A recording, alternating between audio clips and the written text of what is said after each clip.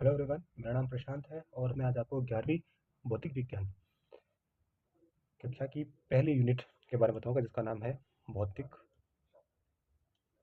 जगत तथा मापन।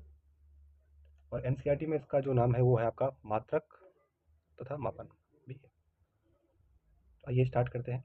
जैसा कि हम जानते हैं कि फिजिक्स को दो भागों में बांटा जाता है। पहली है क्लासिकल फिजिक्स, जिसको हिंदी में चर समिति की फिजिक्स के नाम से जाना जाता है। दूसरी फिजिक्स है वो है आपकी आधुनिक, जिसको बोलते हैं आपकी मॉडर्न फिजिक्स। सर समिति की जो फिजिक्स है उसमें कौन कौन सी फिजिक्स आती है? पहली है यांत्रिक, जिसको आप मैकेनिकल बोलते हैं, यांत्रिकी फिजिक्स। दूसरी आती है आपकी ऊष्मागतिकी, थर्मोडायनेमिक्स। तीसरी आपकी आती है प्रकाशिकी, जिसको आप ऑप्टिक्स बोलते हो, प्रकाशिकी। और चौथी जो है वो आपकी आती है विद्युत चुंबकीय, इलेक्ट्रोमैग्नेटिक। और जो पांचवी आपकी है वो आती है आपकी ध्वनिक, या जिसको बोलते हैं ध्वनिकता। अब बात करते हैं हम आधुनिक में कौन कौन सी आती है। तो आधुनिक में सबसे पहली आपकी न्यूक्लियर फिजिक्स, जिसको आप नाभिकीय भौतिकी के नाम से जानते हैं। दूसरी आपकी है परमाणविक फिजिक्स, जिसको आप परमाणु, जिसमें आप एटम के बारे में अध्ययन करते हो। एक आपने जो आइंस्टीन ने दी थी उसका नाम है आपकी अपेक्षिक फिजिक्स, ये भी आपको मैं आगे बता दूंगा। और आपकी जो चौथी फिजिक्स है उसका नाम है क्वांटम फिजिक्स, जो कि काफ़ी मॉडर्न फिजिक्स में भी आती है। तो भौतिक जगत को दो भागों में बांटा जाता है, चर समिति की फिजिक्स और आधुनिक फिजिक्स। चर समिति में कौन कौन सी आती है आपकी? मैकेनिकल, थर्मोडायनेमिकल, ऑप्टिक्स, विद्युत चुंबकीय और ध्वनिक। और इसमें आती है नाभिक, परमाणु, अपेक्षिकता और क्वांटम फिजिक्स। अब बात कर रहे हैं मापन की।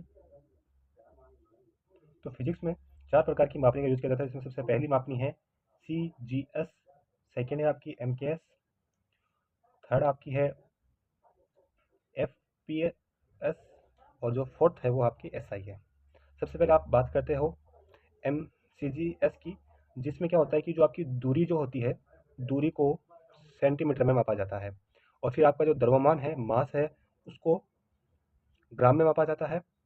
और आपका जो समय है उसको आपको सेकेंड में मापा जाता है। ठीक है। दूसरी जो आपकी पद्धति है वो है आपकी MKS, जो कि काफ़ी इंपॉर्टेंट और काफ़ी ज़्यादा प्रचलित है। इसमें जो दूरी होती है उसको मीटर में मापा जाता है, आपका जो द्रव्यमान है उसको किलो में मापा जाता है, और जो आपका समय है उसको सेकंड में मापा जाता है, जो कि हम डेली वेजेस के जो काम होते हैं उसमें हम यही नोट करते हैं। फिर आपकी तीसरी है वो आपकी FPS। इसमें आपकी दूरी को फिट में मापा जाता है, कितने फिट की दूरी है। फिर आपका वजन, जो द्रव्यमान है, मास है, उसको आपका पाउंड में मापा जाता है। और जो आपका समय है वो आपका सेकंड में मापा जाता है। तो यहाँ बच्चों एक चीज़ देखने लायक है कि समय को सेकंड में ही लिया जाता है, समय को सेकंड में, चाहे वो MKS हो, चाहे वो CGS हो, और चाहे वो आपकी FPS हो। अब तीसरी होने के बाद चौथी है वो है आपकी SI। SI को माना जाता है कि ये MKS का ही संशोधन रूप है। ये MKS का ही संशोधन रूप है।